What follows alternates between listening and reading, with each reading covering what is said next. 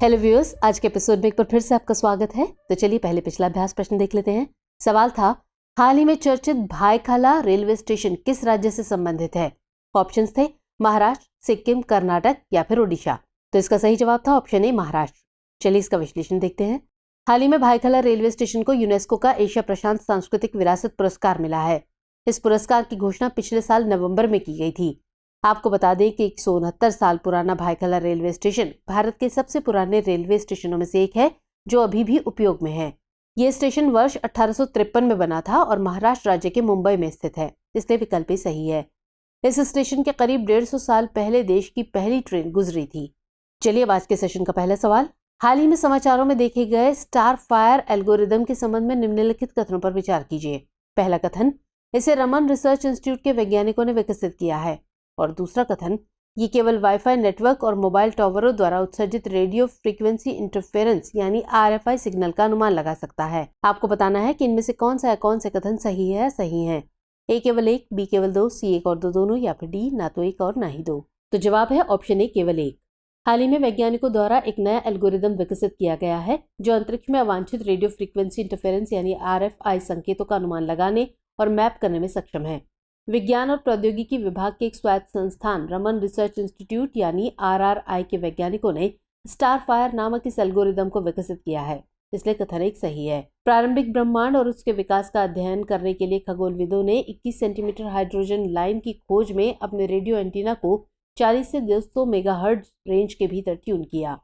ये FM radio स्टेशनों, wifi network, mobile टावरों, रडार उपग्रहों और संचार उपकरणों द्वारा उत्सर्जित RFI का अनुमान लगा सकता है, इसलिए कथन 2 सही नहीं है। इस प्रकार विकल्प ए सही है। हाल ही में समाचारों में देखा गया कृष्णराज सागर बांध किस नदी पर बना हुआ है? गोदावरी, कृष्णा, कावेरी या फिर नर्मदा। आंसर है ऑप्शन सी, कावेरी। हाल ही में भारी बारिश के बीच कावेरी नदी पर बने कृष्णराज सागर बांध का जलस्तर 100 फीट तक पहुंच गया है, इसलिए विकल्प सी सही है। आपको बता दें कि कृष्णराज सागर बांध दक्षिण भारत के सबसे प्रसिद्ध बांधों में से एक है। इसे शुरू में कन्नमबड्डी कट्टे कहा जाता था। 1917 में राजा कृष्णराज वोडेयार चतुर्थ के नाम पर इसका नाम कृष्णराज सागर रखा गया। तत्कालीन मैसूर राज्य के इंजीनियरों और योजनाकारों ने इस बांध की कल्पना की थी। इस बांध का काम 1911 से 1932 के बीच 2.5 करोड़ रुपए की लागत से पूरा हुआ। इसकी लंबाई 8,600 फीट और ऊंचाई 130 फीट है। इसमें मेहराब प्रकार के 177 लोहे के स्लुइस हैं और उनमें से कुछ में स्वचालित दरवाजे हैं। अगला सवाल, कभी कभी समाचारों में देखा जाने वाला सफदरजंग मकबरा किसके शासनकाल के दौरान बनाया गया था? आजम शाह, अहमद शाह बहादुर, फर्रुखसियर या फिर मोहम्मद शाह। जवाब है ऑप्शन बी, अहमद शाह बहादुर। हाल ही में भारतीय पुरातत्व सर्वेक्षण यानी ASI के अधिकारियों ने बताया कि सफदरजंग मकबरे में दरारें आ गई हैं, जिससे इसे नियमित मरम्मत की आवश्यकता है। आपको बता दें कि सफदरजंग मकबरा, जिसे सफदरजंग का मकबरा भी कहा जाता है, भारत की राजधानी दिल्ली में स्थित एक मुगल कालीन स्मारक है। ये मकबरा 18वीं शताब्दी में अहमद शाह बहादुर के शासन के दौरान बनाया गया था, इसलिए विकल्प भी सही है। इसका निर्माण 1753-54 में नवाब शुजाउद्दौला ने करवाया था। ये संगमरमर और बलुआ पत्थर का उपयोग करके बनाया गया था। नेक्स्ट सवाल, middle east respiratory syndrome corona virus के संबंध में निम्नलिखित कथनों पर विचार कीजिए। पहला कथन, ये एक जूनोटिक वायरस है। और दूसरा कथन, इसकी पहचान सबसे पहले 2012 में सऊदी अरब में हुई थी। आपको बताना है कि इनमें से कौन सा कथन सही है, सही है। केवल एक, केवल दो, एक और दो दोनों, या फिर ना तो एक और ना ही दो। आंसर है ऑप्शन सी, एक और दो दोनों। हाल ही में विश्व स्वास्थ्य संगठन यानी WHO ने अबू धाबी में संभावित घातक middle east respiratory syndrome corona virus, संक्षिप्त में मर्स कोव के एक मामले की पुष्टि की है। मर्स कोव एक जूनोटिक वायरस है जो जानवरों और लोगों के बीच संचारित हो सकता है, इसलिए कथन एक सही है। इसकी पहचान पहली बार 2012 में सऊदी अरब में हुई थी, इसलिए कथन 2 भी सही है। WHO की जानकारी के मुताबिक सऊदी अरब में लोग ज्यादातर संक्रमित ड्रोमेडरी ऊंटों के असुरक्षित संपर्क से संक्रमित हुए थे। इस वायरस के लक्षणों में बुखार, खांसी और सांस लेने में तकलीफ आदि शामिल हैं। वहीं इसके कुछ मामलों में निमोनिया भी हो सकता है। इस प्रकार विकल्प सी सही उत्तर है। चलिए अगला सवाल, अविश्वास प्रस्ताव के संबंध में निम्नलिखित कथनों पर विचार कीजिए। पहला कथन, इस प्रस्ताव को लाने की प्रक्रिया संविधान में उल्लिखित है।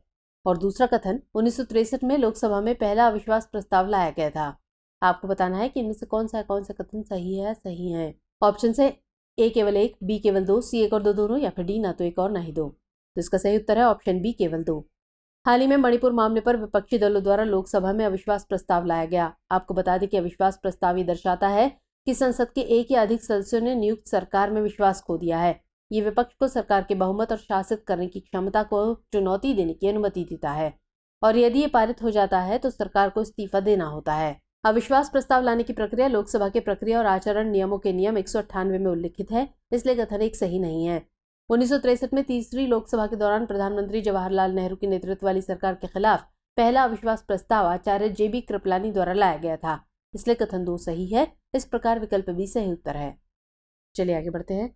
विश्व हेपेटाइटिस दिवस 2023 की थीम क्या है? One life one liver, bringing hepatitis care closer to you, world against hepatitis या फिर फाइट अगेंस्ट हेपेटाइटिस। तो इसका सही जवाब है option A, one life one liver. आज यानी 28 जुलाई को हेपेटाइटिस के बारे में जागरूकता बढ़ाने के लिए विश्व हेपेटाइटिस दिवस मनाया गया। इस वर्ष के विश्व हेपेटाइटिस दिवस ने one life one liver theme के तहत स्वस्थ जीवन के लिए लिवर के महत्व पर प्रकाश डाला, इसलिए विकल्प ए सही है। ये थीम लिवर के स्वास्थ्य को अनुकूलित करने और लिवर की बीमारी को रोकने के साथ 2030 तक हेपेटाइटिस उन्मूलन लक्ष्य को प्राप्त करने के लिए हेपेटाइटिस की रोकथाम, परीक्षण और उपचार को बढ़ाने की आवश्यकता की ओर भी इशारा करती है। इस दिवस को मनाने के लिए 28 जुलाई की तारीख इसलिए चुनी गई क्योंकि इस दिन नोबेल पुरस्कार विजेता वैज्ञानिक डॉक्टर बारूक ब्लमबर्ग का जन्मदिन होता है। डॉक्टर बारूक ब्लमबर्ग ने हेपेटाइटिस बी वायरस यानी HBV की खोज की और इस वायरस के लिए नैदानिक परीक्षण एवं टीका विकसित किया। चलिए आगे बढ़ते हैं। हाल ही में चर्चित सिल्वो पास्चर शब्द किससे संबंधित है? चारागाह प्रबंधन, उर्वरक, पारंपरिक हस्तशिल्प तकनीक या फिर युद्ध कला। इसका आंसर है ऑप्शन ए, चारागाह प्रबंधन। हाल ही में सिल्वो पास्चर तकनीक खबरों में देखी गई। आपको बता दें कि सिल्वो पास्चर एक प्राचीन और सिद्ध प्रथा है जो एक ही भूमि पर पेड़ों, चारे और पशुधन को सामंजस्यपूर्ण रूप से एकीकृत करती है। इन तत्वों के संयोजन से सिल्वो पास्चर कई पर्यावरणीय लाभ लाती है, जिसमें बेहतर स्थानीय जलवायु लचीलापन भी शामिल है। ये तापमान और हवा की चरम सीमा के खिलाफ बफरिंग करती हैं और पशुधन के लिए अनुकूल रहने का वातावरण प्रदान करती हैं। इन प्रणालियों में मिट्टी की घुसपैठ की दर खुले चारागाहों की तुलना में अधिक है, जिससे जल भंडारण क्षमता में वृद्धि होती है, इसलिए विकल्प ए सही है। अगला सवाल, निम्नलिखित एजेंसियों पर विचार कीजिए। 1. राष्ट्रीय अनुसूचित जनजाति आयोग, 2. वित्त आयोग, 3. राष्ट्रीय हरित न्यायाधिकरण, 4. भारत निर्वाचन आयोग और 5. राष्ट्रीय मानवाधिकार आयोग। आपको बताना है कि इनमें से कौन से आयोग गैर संवैधानिक निकाय हैं। ऑप्शंस हैं ए केवल 1 और 4, बी केवल 2, 3 और 4, सी केवल 3 और 5 या फिर डी केवल 1, 2 और 5। तो सही आंसर है ऑप्शन सी, केवल 3 और 5। हाल ही में राष्ट्रीय मानवाधिकार आयोग यानी NHRC ने मणिपुर सरकार को निर्देश देते हुए एक सार्वजनिक बयान जारी किया। आपको बता दें कि भारत के राष्ट्रीय मानवाधिकार आयोग की स्थापना 12 अक्टूबर 1993 को एक कानून के तहत की गई थी, इसलिए गैर संवैधानिक निकाय है। प्रश्न के संदर्भ में बात करें तो राष्ट्रीय अनुसूचित जनजाति आयोग यानी NCST की स्थापना संविधान 89वें संशोधन अधिनियम 2003 के माध्यम से भारतीय संविधान के अनुच्छेद 338 में संशोधन करके और संविधान में एक नया अनुच्छेद 338 जोड़कर की गई थी, इसलिए ये एक संवैधानिक निकाय है। वहीं वित्त आयोग अनुच्छेद 280 एक संवैधानिक निकाय है जो राजकोषीय संघवाद के केंद्र में स्थित है। इसके अलावा भारत निर्वाचन आयोग अनुच्छेद 324 एक स्वायत्त संवैधानिक प्राधिकरण है जो भारत में संघ और राज्य चुनाव प्रक्रियाओं के प्रशासन के लिए जिम्मेदार है, इसलिए एक संवैधानिक संस्था है। जबकि राष्ट्रीय हरित न्यायाधिकरण यानी NGT की स्थापना 18 अक्टूबर 2010 को राष्ट्रीय हरित न्यायाधिकरण अधिनियम 2010 के तहत की गई है, इसलिए गैर संवैधानिक निकाय है। इस तरह राष्ट्रीय हरित न्यायाधिकरण और राष्ट्रीय मानवाधिकार आयोग दोनों गैर संवैधानिक निकाय हैं, इसलिए विकल्प सी सही है। चलिए अब नोट कर लीजिए अभ्यास प्रश्न। मैत्री सुपर थर्मल पावर प्रोजेक्ट किस नदी के तट पर विकसित किया जा रहा है?